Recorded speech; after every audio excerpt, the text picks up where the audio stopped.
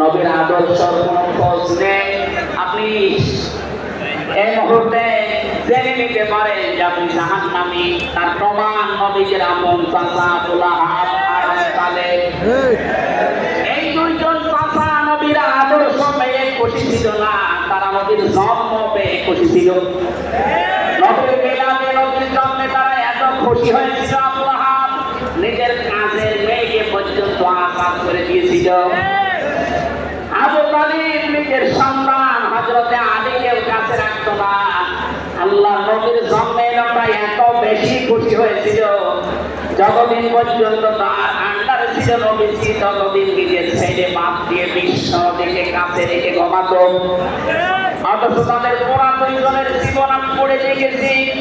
দুইজন চাচা বিশ্বনবী মুহাম্মদ রাসূলুল্লাহর দুইজন চাচা শুধু নবীর জন্ম মিলাদ নিয়ে আনন্দ ছিল।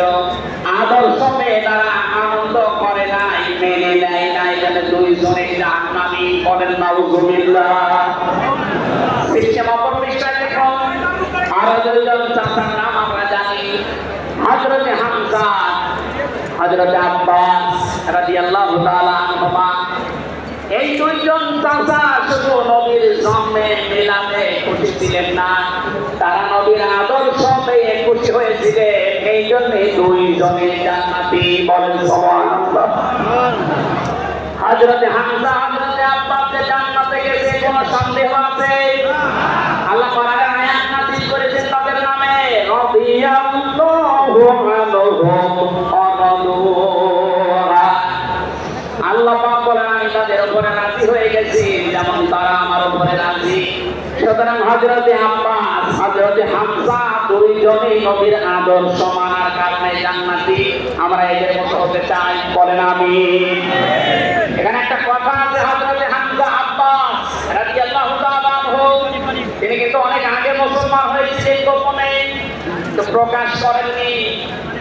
এই মাসলাটা বলছি এই কারণে 152 জন সমন্বয়কের ভেতরে 108 জন বাংলাদেশ ইসলামী ছাত্র শিবিরের নেতা এবং পরীক্ষিত কর্মী। তারা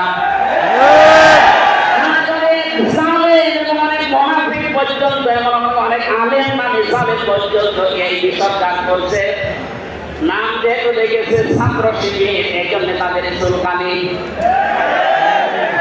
কেন ওরা এতদিন পরিচয় প্রকাশ না করে এই কাজ করলো? ওরা মুনাফিক, ওরা শয়তান।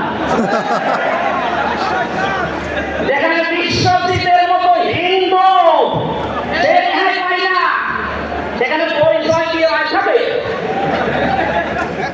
সুতরাং সাদিক সাহেব এবং এসএম ফরাদ ভাই সহ যারা পরিচয় গোপন করে এই সালের বিদায়ের জন্য এই বিপ্লব আমাদেরকে এগিয়ে দিয়েছেন, তাদেরকে প্রত্যেক থানায়, জেলায়, রাজধানীতে সংগঠন করা দরকার।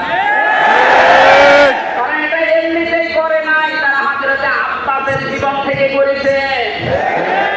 হযরত আব্বাস রাসূলের বিরুদ্ধে বদরের ময়দানে বিরুদ্ধে যুদ্ধ করার জন্য আবু জাহেল পক্ষ নিয়ে গিয়েছিল, অথচ তিনি ওই সময় মুসলমান। তার মানে নিজের পরিচয় গোপন করে বাস্তবতার নিরিখে স্থান কাল পাত্র বেঁধে একটা কৌশল, একটা হিকমা। জীবনে কোরআনই পড়ে নাই, হাদিস পড়ে নাই, ও কত আদেশে যে এ হচ্ছে মুনাফিক। এটা অনারাধনা করেছিলাম, এখানে 9টা পয়েন্ট দিয়েছিলাম।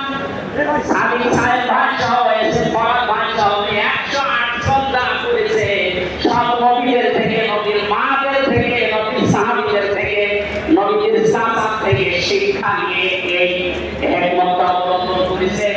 আল্লাহ তাদেরকে যেন